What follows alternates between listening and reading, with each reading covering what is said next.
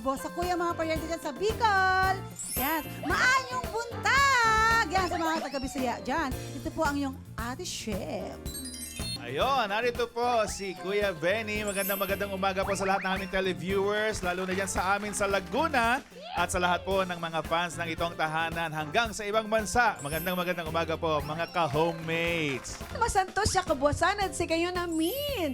Mga taga Pangasinan. Ayan, syempre, Ohayo gozaimasu sa mga kaibigan natin dyan sa Nihon, Japan. This is your Tita Cynthia.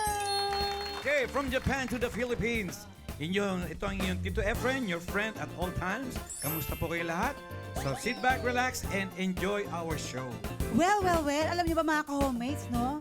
Parang hindi na kumpletong araw kung walang delivery, di ba? Ay, yes! Totoo yan, She. Kasi nga, food, groceries, online shopping, halos lahat, pwede nang ipa-deliver.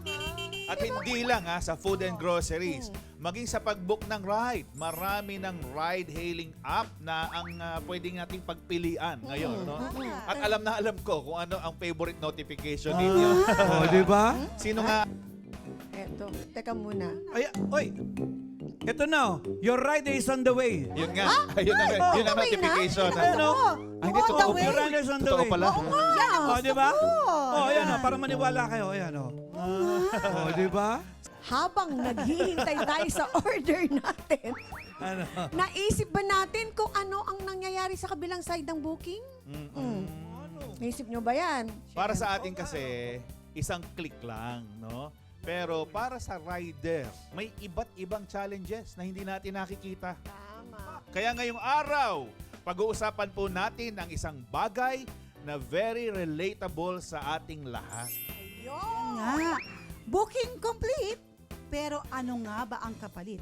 Alamin natin yan today. Kaya mag-book na din kayo ng pagkain habang nanonood. Walang maglilipat ng channel at pakishare na rin ang episode natin today. Mapapanood din tayo syempre sa tele-radio programs ng Net25 at Radyo Aguila. Sa aming Facebook page at YouTube channel. Huwag kalimutan, mag-like, mag-share, and subscribe. At syempre, Luzon, Visayas, Mindanao, at sa buong mundo, stay tuned lagi sa Ito ang Tahanan! Babalik po kami! Woo! Please, Mr. Poe.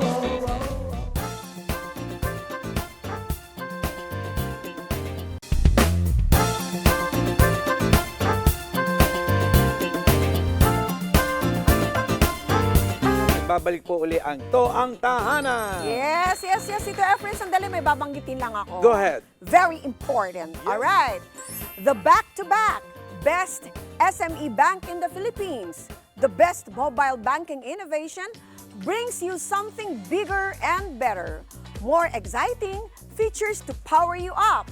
User-friendly, smooth, trailblazer for online banking for MSMEs. Union Bank, Negosyante, SME Business Banking. Yan! Yeah. Welcome back again! Magandang Nandito umaga ulit, sa inyong yes. lahat. Mga ka-homemates, kanina, pinag-usapan natin kung gaano na ka-normal sa atin na magpa-deliver, Tito Efren. Kaya nga Hindi, ito nga, ako nga Pag may gusto akong kainin, tapos tinatamad ako lumabas, siyempre, delivery na lang, di ba? Delivery.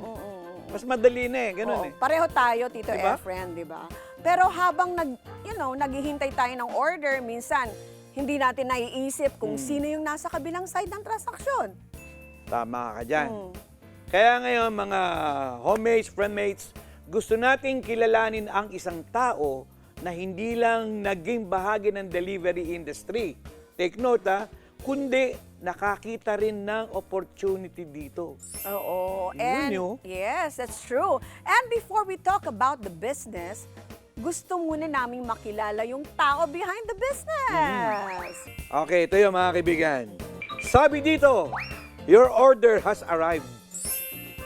Hello po, mapagpalang araw po sa ating lahat. Ako po si Nathaniel Felix Sagun, isang freelance on-call delivery rider na person with disability. Maraming salamat po sa mga nagla-like, comment, share po ng aking ginagawang video na kung saan nakakakuha po ako ng customer at nagagamit ko po iyon para kumita at panggasto sa pang-araw-araw po naming pamumuhay. Booking complete. Pero pagkatapos ng bawat booking, ano nga ba ang kapalit? Ano ang kailangang pagdaanan ng isang rider para makarating sa kanyang destination? Lalo na kung hindi lang isang klase ng delivery ang kanyang hinaharap. At kung minsan, kahit malayo o matagal ang biyahe, ginagawa pa rin ang paraan para makatulong sa customer. Ano nga ba ang mga bagay na kailangang harapin sa bawat booking? Kilalanin natin si Nathaniel at alamin ang kwento sa likod ng bawat delivery. Okay. Everyone, let us welcome Nathaniel Felix Sagun. Yeah! Ayan siya. Hello po, good morning po sa inyo. Good morning, Nathaniel! Good morning po, Baka na, ma'am. Brad. Good morning, sir. Good morning po sa lahat ng nanonood at tagapakinig po ng programa. Ayan. Kumusta naman, Nathaniel, ang pagpunta mo rito? Okay lang po, ma'am. Mabilis po yung biyahe natin ngayon. Mabilis, oo. Hindi ka ba naligaw? Hindi po. Maganda po navigation na gamit ko. Oo, rider ka, siyempre magaling ka sa ganyan eh. Di Oo. ba?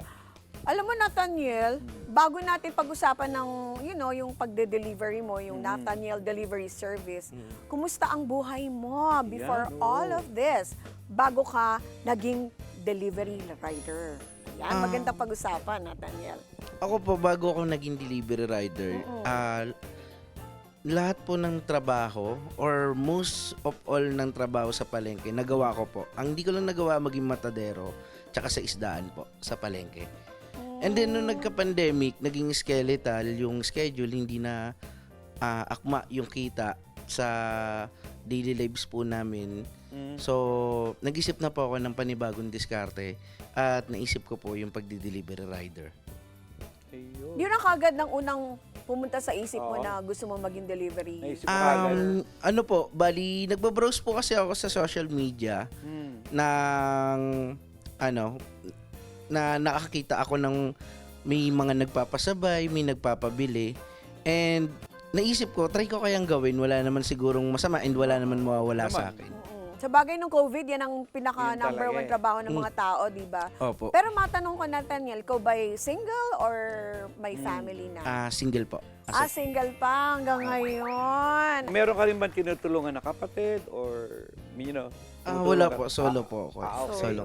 Ito ngayon, aside sa pagiging delivery rider mo, may iba ka pa bang pinagkakitaan o hanap buhay? Meron po akong binibenta na peanut butter. Wow.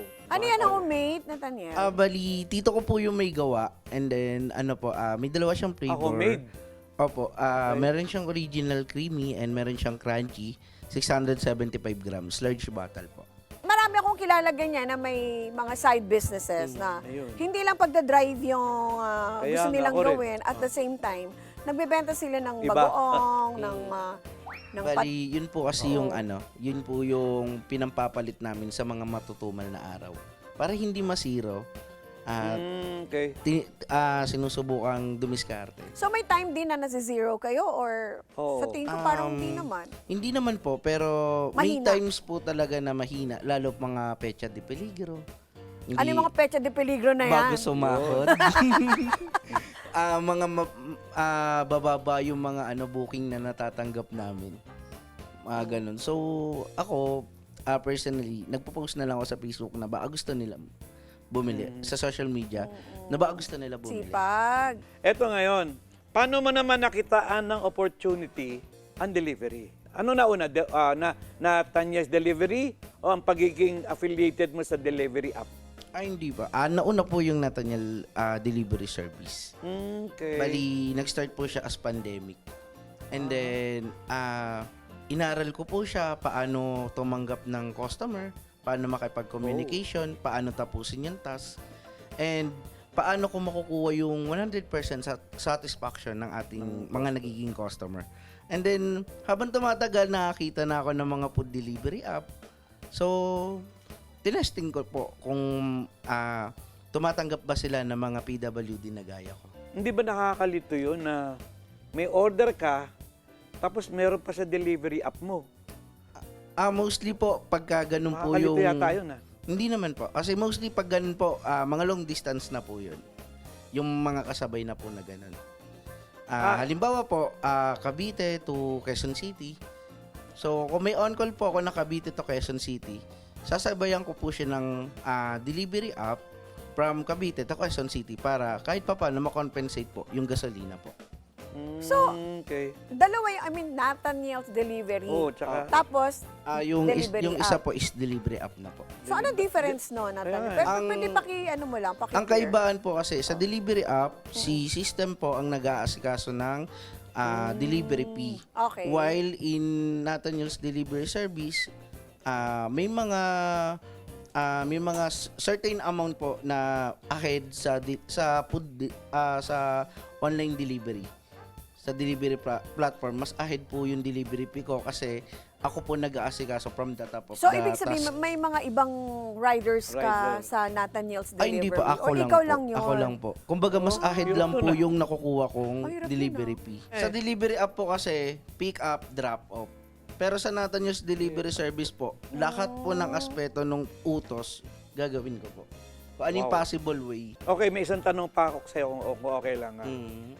Sa sitwasyon mo na yan, hindi ka ba nahihirapan lalo na sa pagmumotor? Di ba nagmumotor ka? Hindi ba ito nagiging hadlang sa'yo? Sa una po, mahirap kasi nakakangalay, tapos Oo. traffic, yung init Oo, po. no? Pero Isang sa kamay. katagalan, pero sa katagalan naman po, kapag gusto mo kasi yung ginagawa mo, Yun, nai-enjoy mo na yung siya. will eh. Opo, tsaka nakakagala sa ibang lugar eh. Ay, At saka, Nat, ang maganda dyan, talaga, importante dyan, maging healthy ka. Oo, Lalo na yung totoo mga yun. riders Totoo yun. natin, yung mga delivery riders natin.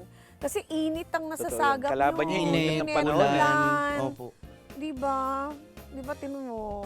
Tinan mo yung kulay ni At. Pilipinong-Pilipino Nga eh. na. Diba? Hindi po kasi ako naglo-long sleeve kasi nagra-rashes po ako. eh.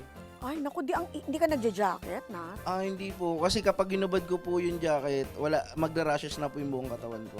So, mas so ang Actually, init naka-open lalo, komportable mainit. po ako na naka-t-shirt lang talaga. Ha?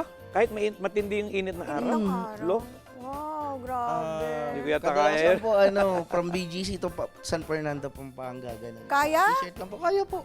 Okay. Well, sa nakikita ko, friend, mukhang madiskarte si Nat, no? Sa Matindi paghahanap tong ng batang iba't to. ibang paraan para kumita. Ito yon. Saan mo natutunan ng ganitong mindset, Nat? Natutunan ko yung ganitong mindset sa palengke po. Kasi, mostly, buong buhay ko po palengke yung tumanggap sa akin. In terms of trabaho po. Pagka tawag dito, nag-a-apply ako sa mga company, hindi po kasi ako natatanggap. Oo. Pero, sa palengke po kasi, kung ano yung kakayanan ko, ihahanap nila ako ng pwesto para dun.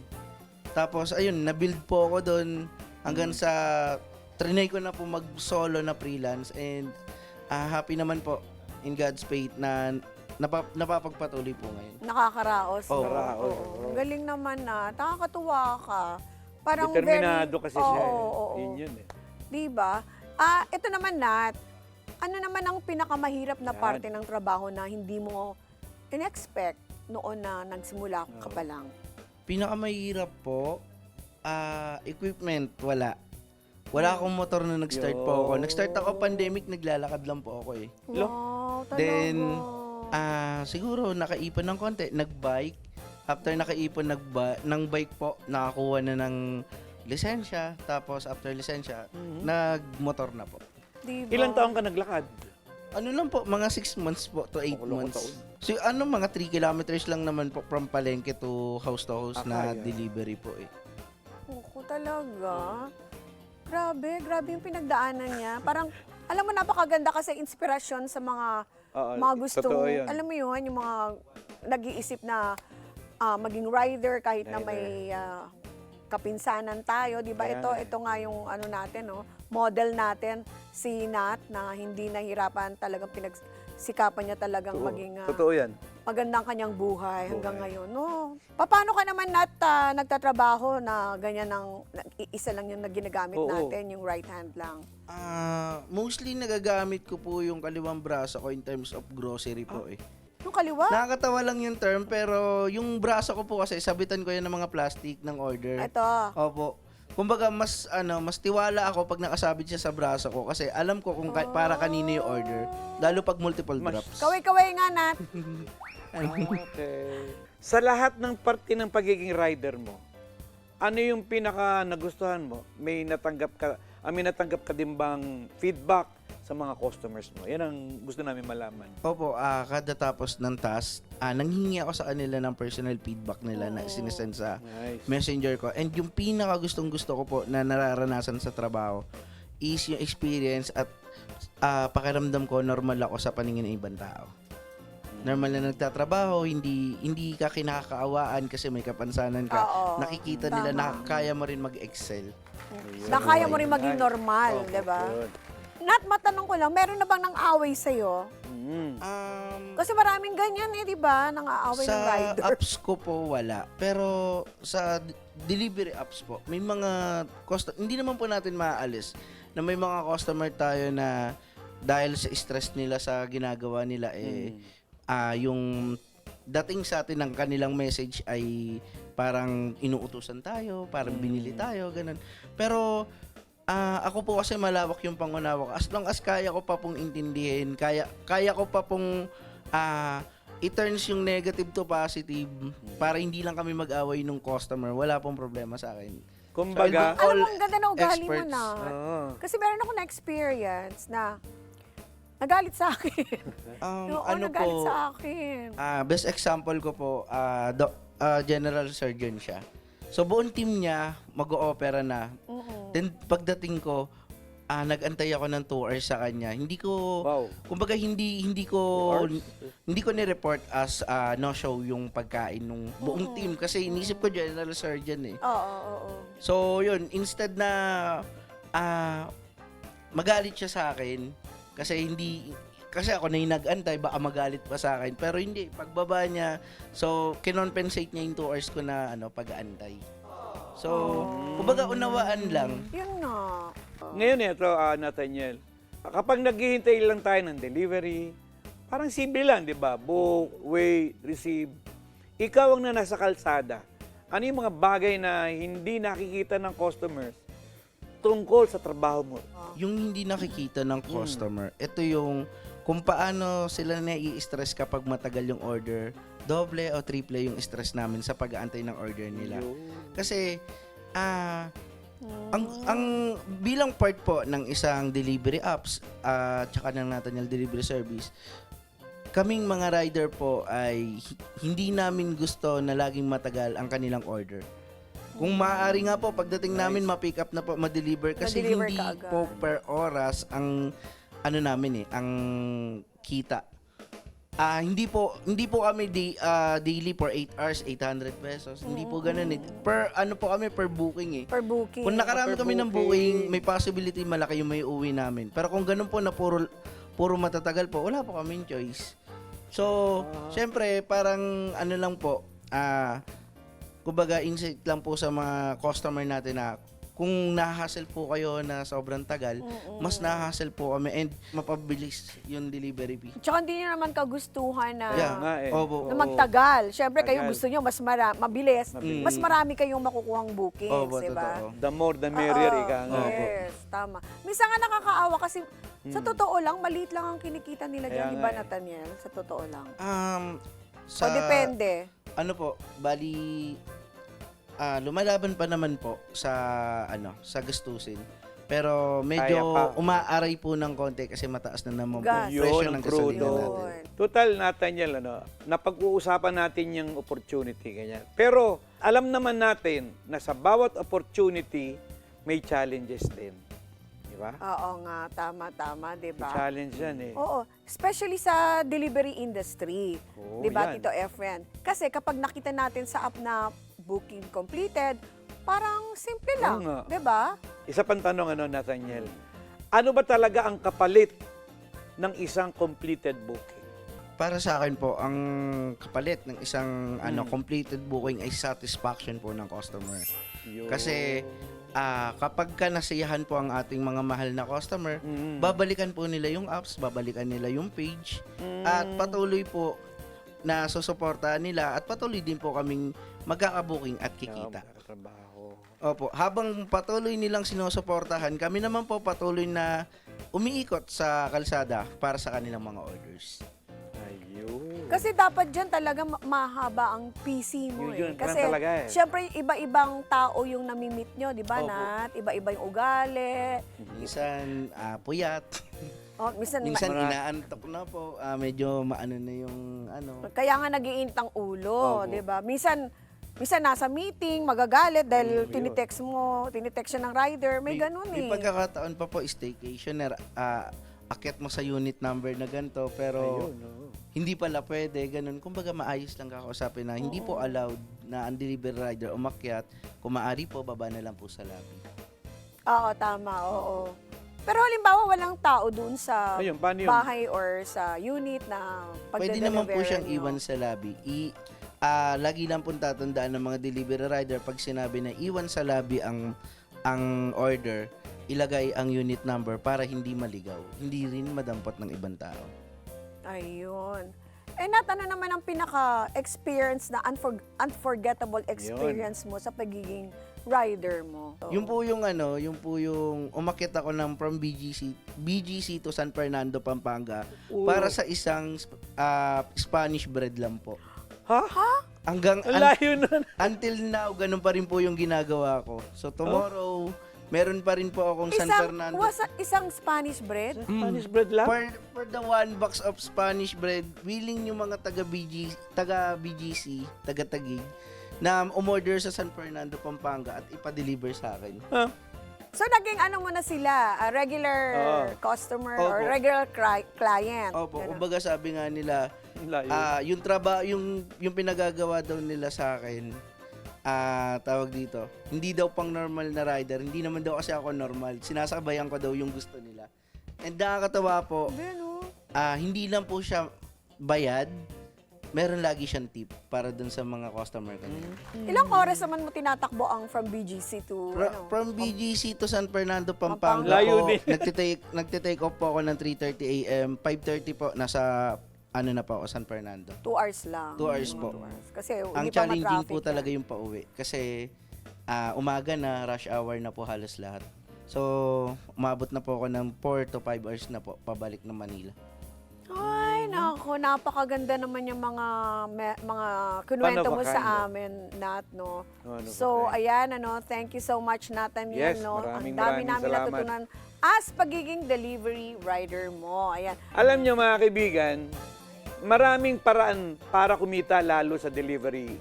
Yung pagod, yung traffic, yung hassle, yung panahon, at yung risk na kasama ng bawat biyahe. And that's something we want to talk about next. All right, very good. Because safety is not just about wearing a helmet or following traffic rules. May mga risk na hindi natin nakikita. At may mga bagay na dapat alam ng riders, customers, at lahat ng gumagamit ng delivery services. Pag-uusapan natin yan sa pagbabalik ng Ito ang Tahanan! We'll be right back! Don't go away! We'll be right back!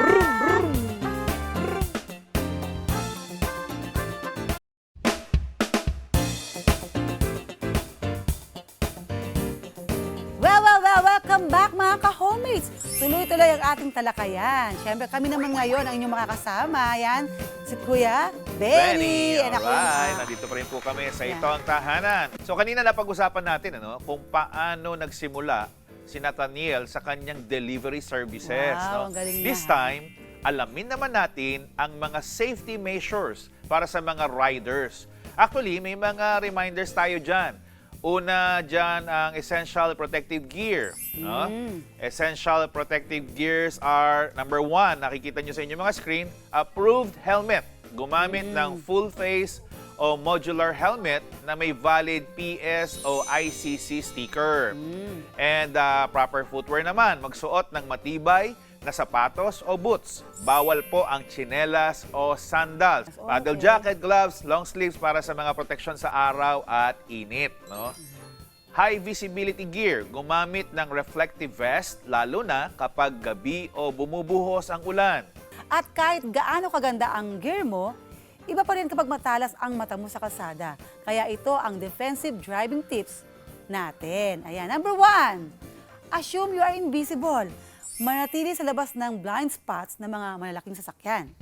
Number 2, safe following distance. Magtira ng 2 o 3 seconds na distansya sa sunod na vehicle para ligtas magpreno. At syempre number 3, rainy season awareness. Bagalan ang pagpapatakbo ng mga sasakyan sa mga basang linya ng kalsada at baka natakip ng kanal. Ayan. At syempre, number 4, intersections at overtaking. Bagalan ang takbo sa mga kanto at siguradihing malinaw ang daan bago lumiko.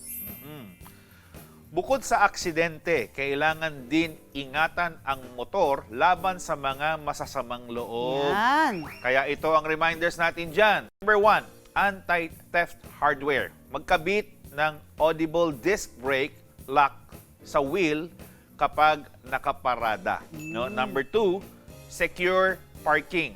Pumili ng maliwanag o may CCTV na lugar o guarded na parking area. Ayan. At GPS tracking at valuables. Maglagay ng concealed GPS tracker at ilak ang cash o phone sa top box. Intersection stop strategy naman. Nakapasok ang kambyo at magtira ng space para makaiwas kung may kaduda-dudang lalapit. Yan, no? At isama din natin ang mga karapatan bilang affiliate ng delivery apps. Yan, ito na yung mga right of delivery riders. Number 1, fair compensation. Hindi dapat bumaba sa katumbas na regional minimum wage ang kinikita sa bawat biyahe. Transparent contracts.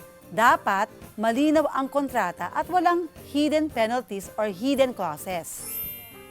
Number 3, social protection access. Dapat may access at suporta sa SSS, PhilHealth at Pag-ibig registration. Waiting spaces at OSH. Karapatan ang dissenting waiting areas at occupational safety seminars. At due process. May tamang proseso sa DOLE kapag may issue sa account suspension o unfair offboarding. So, napakaganda nitong mga naririnig natin, no, para sa kapakanan ng ating riders. Kaya napakahalaga talaga na alam ng mga riders po natin, hindi lang kung paano manatiling ligtas sa kalsada, kundi pati ang kanilang mga karapatan sa ilalim po ng batas. Yan.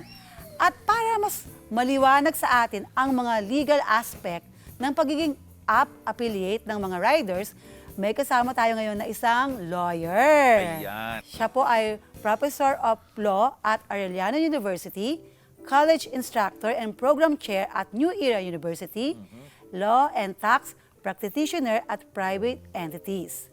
Mga ka-homies, let us welcome Attorney Roginel Reyes, or we can call Hello him po. Sir Magandang umaga Raj. po, Ayan. Attorney Raj.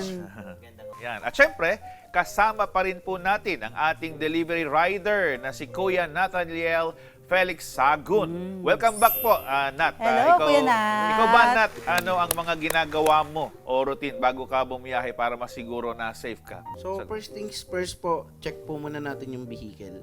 Kung may mga issue or maaring may papalit ng mga pyesa. Kung wala naman po, diretso na po tayo sa rider gear natin. So, always helmet po, gloves, padding po sa tuhod, and then, tawag dito, yung best na para sa gabi, para nakikita tayo.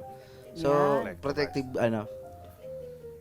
protective gear. Then, after po, bago lumabas, manalangin bago lumabas para safe tayo. Yan. Magpasalamat sa biyaya at sa pag-iingat sa atin. Yan ang pinakamatinding Oo, protective talaga yan, gear number natin, 1. ang prayer. Yan. Ito naman, may tanong ako kay attorney, Attorney Rog. Kung naging at risk ang safety ng isang rider at may banta o aksidente nangyari, ano po ang unang legal step na dapat niyang gawin? Sa bahagi po ng mga riders natin, siyempre, napakahalaga na alamin ang tamang legal na gagawin. Unang-una po dito, siyempre, ay yung pagre-report dun sa mga nangyari. Kasi meron tayong mga pulisya na dapat na makaalam ng mga kung may aksidente o kung may pagbabanta sa kanilang mga safety at yung mga barangay officials din. So yun yung first na legal na kailangan gawin. Siyempre, provided po na kaya nilang gumalaw kasi minsan may mga aksidente na hindi nila kaya mag-report on their own. Diyan na po pumapasok siyempre yung mga bystander na pwedeng tumulong at bukod doon, siguro kaakibat nun, on the part of the bystander, pwede natin kunin yung contact information nila kasi sila yung nakakaalam ng nangyari at pagka sila'y magwi-witness, pag magkakaso tayo ng civil man yan o criminal, makakatulong sila. So sa legal na aspeto, mahalaga na ma-document yung nangyari. Kaya tayo magpupunta sa pulis o sa barangay para magkaroon po ng police report or blatter sa barangay at eventually, yun din po yung gagamitin natin pag nagsampa tayo ng mga kaso. Okay. Siyempre, no, bago kasi nagkaroon ng access at trabaho yung ating mga riders, nanggagaling yan sa mga app developers. Oo nga. Kumbaga, nakita nila yung opportunity, nag-apply sila doon or ano man ang tawag doon, nag-connect sila. Pero ang tanong natin, ito bang mga app developers na ito, yung mga applications na ginagamit ng ating mga riders, meron po ba itong safety features din? Doon sa mismong mga apps na platform, meron ba silang SOS? Meron ba silang GPS tracking? Meron bang live location sharing?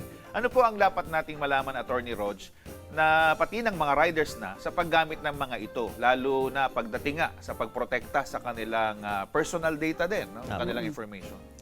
Actually, syempre, ang makakasagot ng mga particular kung ano yung nasa features na dinedevelop, yung mga actual na mga riders natin na nagpo-provide ng service. Pero on the part of the legal aspect, syempre, ano ba yung dapat mong malaman bilang ikaw ay na-expose sa mga personal information. May mga nalalaman tayo na pangalan, address, minsan mga celebrity kaya o kaya yung mga Oo kilalang nga. tao na Yun na isasakay o nabubuk. Ano ba yung dapat nating alam dyan? Siyempre sa bahagi ng legal, kailangan bilang tayo ay nakakakolekta ng mga information na to na personal information, dapat protektahan natin ito. Dapat sa legal na paraan lang natin to ginagamit at kung ano yung purpose kung bakit nasa iyo yan para lang kontakin. Kasi minsan may mga naririnig tayong mga issue na ginagamit after ng booking na makomplete, ginagamit pa rin pang contact o kaya naman Yun ay na nga. kung sa mabibigat na mga pagkakataon, minsan even sa mga pangaharas na Yun na nga. syempre iniiwasan natin yan. Oo. So on the part of the rider, syempre kailangan aware sila na maaari kasi na hindi naman sila yung gagamit eh. Pero dahil minsan di maiwasan, biglang nagka-access yung kaibigan. Yun dahil na nga. Yun. Para naman kay Kuya Nat, no, Oo, sa lahat Nat. ng risks, no, Kuya Nat, na kinakaharap mo at ng mga katulad mo din ng mga riders, at base sa experience mo at sa mga naririnig mo sa kapwa riders, ano ang mga sitwasyon na maaaring maging vulnerable kayo, no, sa masasamang loob? Siguro first thing first po, yung mga ginagawa ng ibang delivery riders na pinopost yung income through social media. So, akala nila, nayayabangan nila yung kapwa nila delivery rider. May pero ganun hindi. pala. May ganun pala. Meron po sa mga groups. Meron talaga kayong group. May mga groups po kami na hindi namin alam kung nagpapagalingan ba o ano. Pero first thing first, pinapakita nila yung daily income. So, nagkakaroon ng idea yung masasamang loob kasi ang social media is a public use. So, hindi naman como delivery rider, delivery rider pa rin yung nakakita. So, ang tawag dito, ang nangyayari, nagiging vulnerable kami sa mga ganun kasi nagkaka-idea sila sa amin na malaki pala kinikita nila. Sila na rin ang pinanggagalingan ng Kaya ang lagi kong ginagawa, kumbaga isa sa mga advocacy ko, lagi kong sinasabi na ang pagpapakita ng income na daily ay sa pamilya dapat pinapakita, hindi sa kapwa rider at hindi sa sa social public. media. Sa ganitong sitwasyon kaya, kung may nakakita naman rider na mukhang nasa peligro o naging biktima ng krimen, no? Wag naman sana, pero ano po ang maaari nating gawin bilang bahagi ng society para makatulong? Kasi nangyayari na po talaga eh, no? Hindi na to hypothesis o baka nangyari na talaga, kitang-kita na natin ngayon na nagtatrabaho lang na maayos tapos na biktima pa. Opo. Sa mga ganitong sitwasyon, siyempre po, pag na-witness natin na mismo na may nangyayaring krimen, ma-either pananakit po sa ating mga riders o kaya naman talagang pinagnanakawan. Ang una po kasi syempre ang maipapayo ko bilang abogado, syempre kailangan safe ka din. Kailangan i-assure mo muna yung safety mo bago ka tumulong. Syempre nandun tayo sa gusto nating tulungan yung kapwa natin, including ang ating mga riders, pero minsan kasi sa kagustuhan mong tumulong, madadamay Nadamay ka. pa. So yun yung una. Ngayon, kapag na-secure mo naman na ikaw ay safe, syempre, ang una mong gagawin ay tumawag ng mga responde. Kumbaga, ano yung pwede mong maitulong. Pwedeng pigilan muna natin yung imminent danger on the part of the victim. Pero kung halimbawa talagang mahirap para sa iyo na talagang tumulong, pwedeng tumawag, mag-video kaya muna o kaya mag-picture. Napakahalaga kasi niyan para sa mga follow-up operation sa parte ng ating mga kapulisan. So yun po yung kailangan talaga natin. So whether ikaw ay civilian na makita mo na may nangyayari, i-secure mo muna yung safety mo. Pangalawa, gawa ka ng hakbang paano natin matutulungan yung ating kababayan.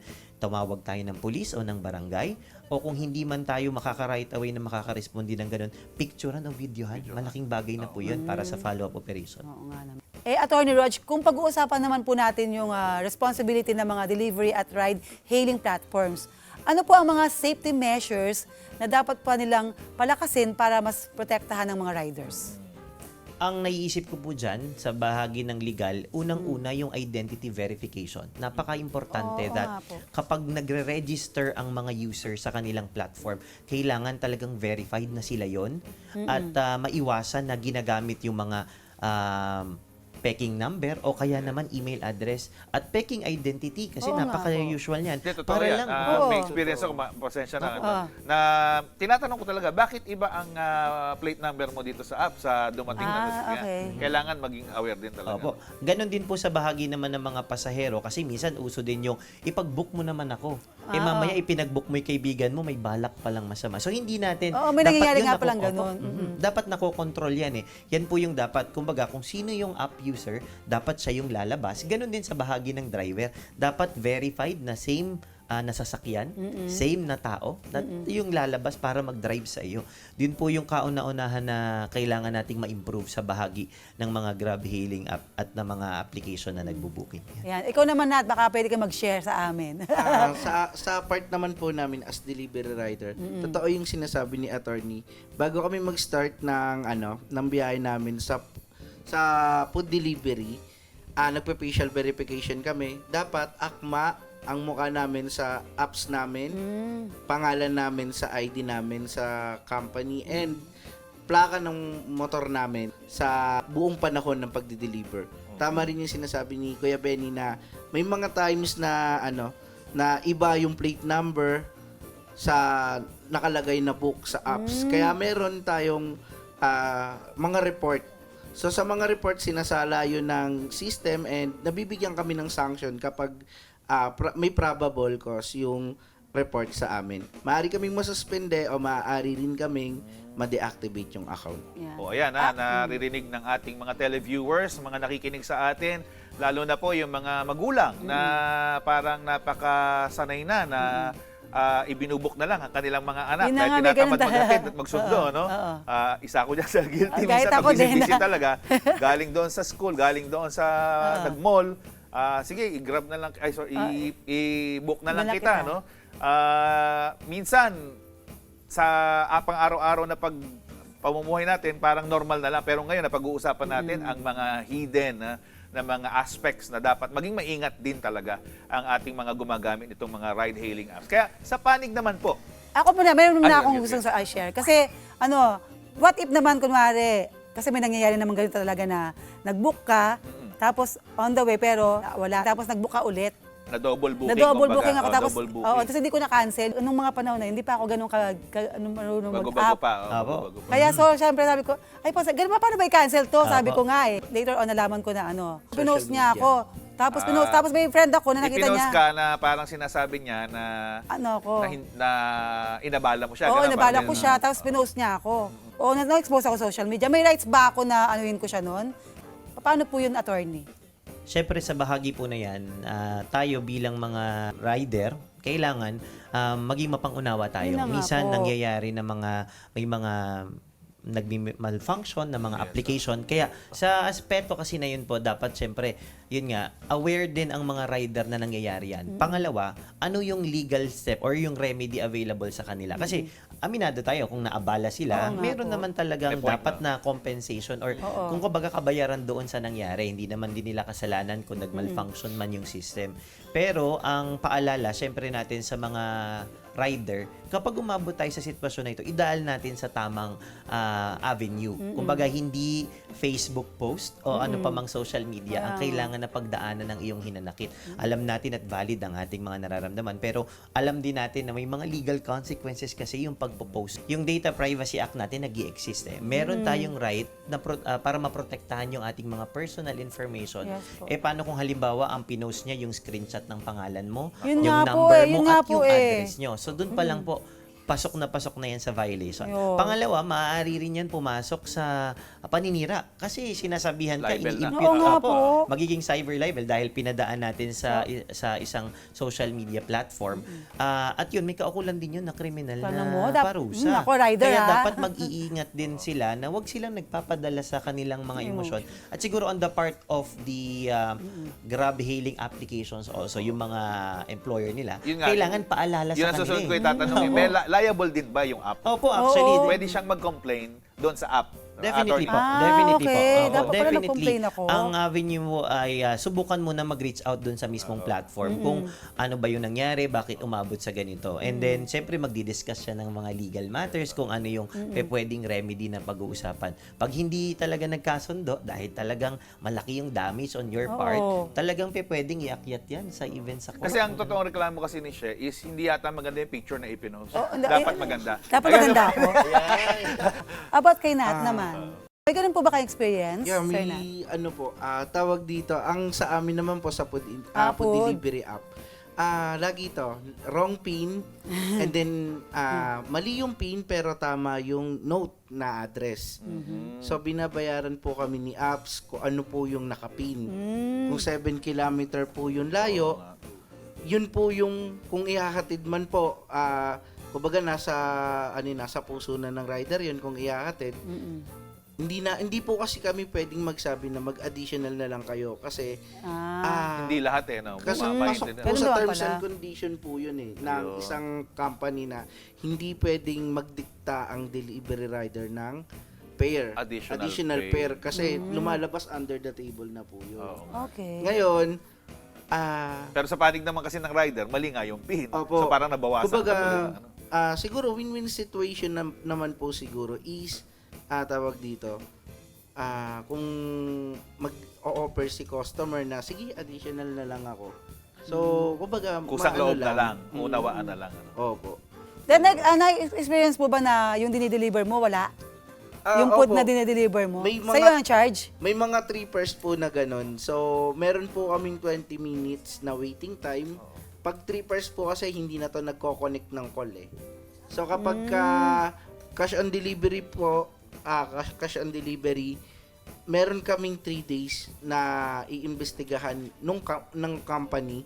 And then kapag tama yung reporting namin, mari-reimburse po sa amin. Ang company na company. mag-reimburse nung nawala sa inyong pera. Opo, Kasi yun- parang may abono kasi minsan eh, no? Tama po ba yun? Maaabala lang po kami ng 3 days, pero mas okay na pong maabala kaysa hindi bumalik yung inabono. Tatanong ko pa lang sana kay Attorney Roch kung ano naman ang rights ng mga riders sa mga ganong nagtitrip. Ayun May mga nagtitrip Oo po eh, nga. di ba?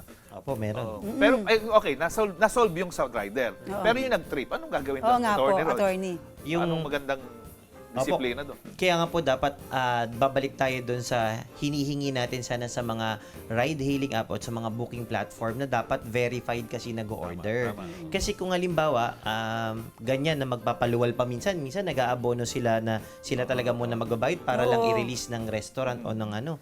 Pagdating doon, wala naman Wala pala. pala. Yun O kaya nga. pinagtitripan lang yung ano. Bali attorney, hindi na po kami nag-aabono sa restaurant. Hindi Bali, na. aabonohan po ng kumpanya kay restaurant, tapos ikakaltas po sa amin through top up. Ay, ganun din. Kawawa. Ganun na po yung sistema ngayon. Hindi na siya yung katulad ng first batch na ibabato lang sa amin yung booking, kami yung bibili. Paano kung hindi naging qualified yung inyong report? Na-trip talaga kayo pero Oo. hindi tinanggap ng company? Based po sa experience ko, hindi po umubra yung unang report. May ganun. Meron po, worth 2,000 po yun. Ginawa ko po, Ay. second is live chat po. May live chat pa po. Kumbaga, yun naman po yung mag-a-appeal na kami. Live Okay. chat. Opo. Kung hindi pa rin po umubra doon, pwede mo pong i-email pa. Pangatlong chance. Pang-apat na chance, pupuntahan mo sa mismong Abala rin talaga sa Opo, oras. talagang abala po. Ayan. Kumbaga, Siguro, ang dapat talaga solusyonan dyan, yung mga nagtitrip. Yung pinakahuli pong solusyon, kumbaga ito, biruan na lang namin na riders. Okay lang na nag-abono ka ng 2,000, ikaw naman kumain. Eh. Pwede rin Oo naman. nga. Nabunuhan mo naman. Eh. Oo nga naman.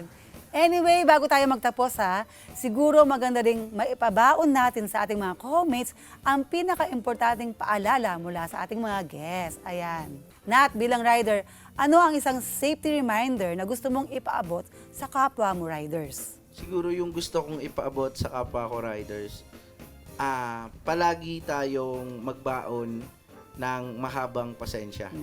Hindi pasensya sa kapwa natin motorista at pasensya sa mga customer natin. Hindi lahat ng customer o lahat ng tao makakasalamuhan natin ay good mood. Kumbaga, matuto tayo na balansehin yung mga mood swing natin.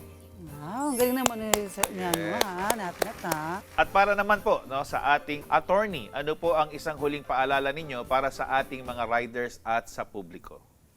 Okay, sa legal na aspeto, siyempre, ang paalala natin, may mga batas tayong umiiral. Dapat ay unang-una ang mga rider na nakakaalam ng batas trapiko. Minsan, siyempre, yung mga pedestrian, hindi nila nasusunod ng ano. Pero lahat tayo dapat ay alam ang mga dapat nating sundin kapag nasa kalsada tayo. Kasi one wrong move, talagang malaki yung maaaring maging epekto. Sabi nga, wala namang katumbas na halaga kung ano yung buhay mo, kahit booking pa yan, appointment. Yung minsan yung ilang segundo mong paghihintay o kaya sabi nga ni Kuya Nat, yung pasensya, napakalaking bagay para maiwas na lumaki yung mga kaguluhan. Kasi madalas po minsan away trafiko dahil lamang Road hindi rage. napagbigyan. Road Road rage, tama po. Saka health benefits din. Kasi di ba, bilad sila sa araw, pawis ang likod. Hindi naman sila regular employee. Meron ba silang ganon, Attorney Rod, sa atin? Na health benefits sa batas?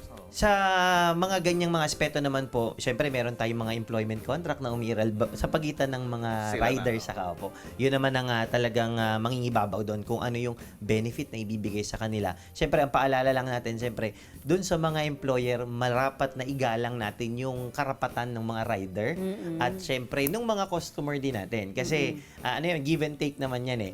Kung nire-respeto mo yung mga kliyente o customer mo at yung mga nagtatrabaho para sa iyo, syempre pare-parehas tayong panalo. Oo. Opo. Saka yung maitutulong ba ng ating society sa ating mga lahat, sa iba't ibang apps man yan, lahat ng mga riders, siguro yung pangunawa din sa kanilang hirap. Kasi tayo, convenience kasi ang balik sa atin ng kanilang pagtatrabaho eh. Siyempre, pag maganda yung ano nila, siyempre may tip pa tayo eh. Yun Bibigyan nga, pa tama. natin, Nasisiyahan ka Oo, magbigay ng nahihilang additional, tayo. mga tips.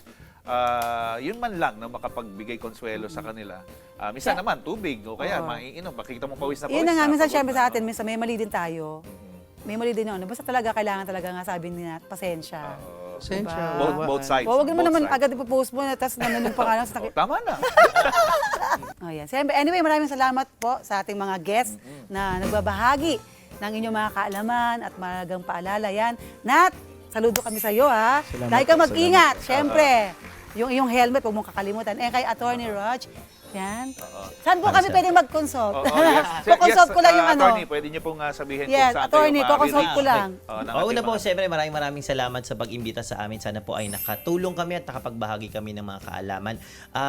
Gaya po ng nabanggit, ako po ay nagtuturo sa pamantasan natin sa New Era University. Wow. So, ongoing ang enrollment po natin. Wow, Diyan, andyan na kaya kayo, guys, mga New mabol Era University. Sa College of Accountancy. At pati na rin sa law, kung may mga anak o mga kakilala kayo na gusto rin mag-law school, pwede po na gawin natin yan. Para mas pag marami tayong may alam, siyempre mas maganda ang magiging takbo ng ating bansa, di ba? Yes. Social media niyo po para baka may gusto magpa-consult. Nako, hindi po tayo masyadong Ay, active di dyan. ba? Kaya pala. Pero syempre, Si Nat, ano naman po, maya-maya. pagka po may mga tanong kayo o anong paman, ay mabuting magkonsulta sa abogado. Kasi uso ng mga AI, minsan baka Oo. mali ang maituro. Ayun na nga. Maganda, nasa legitimate na Oo. abogado pa Guilty. rin. Kasi baka, di ba? Ayan. Apo. AI pala do, mali. Oh, Nat, And maraming salamat po sa ito ang tahanan sa pag-imbita po sa akin dito. Yes. So maaari nyo po akong i-message or utusan sa aking page na Tanyel Delivery Service. Yun naman So, pala. yun po, ang Ay, kinikater ko po is pasabay, pabili, food pass, food, grocery, medicine, dahil pala pamayahe, yan. Eh, pasorpresa, personal Yung pautos. coverage, Kuya Nat. Within Okay Metro lang. Manila po, pero lagi ako umakyat ng San Fernando, Pampanga. Sa mga on-call na Spanish bread. at Laguna, cheese bread hindi. po sa akin. Laguna. On call. Pwede din. Hanggang Batangas po. Ayos pala, no? Thank you so much, Nat. Believe ako sa'yo, ha. Proud na proud ako sa'yo. Yeah. Kaya sana ay may mga bagong kalaman at praktikal na tips na maiuwi ang ating mga ka-homemates, lalo na ang ating mga masisipag na riders. Yan. Kaya naman mga ka-homies, huwag kayong aalis dahil magbabalik pa ang Ito ang Tahanan! Thank you so much, Attorney. Salamat po.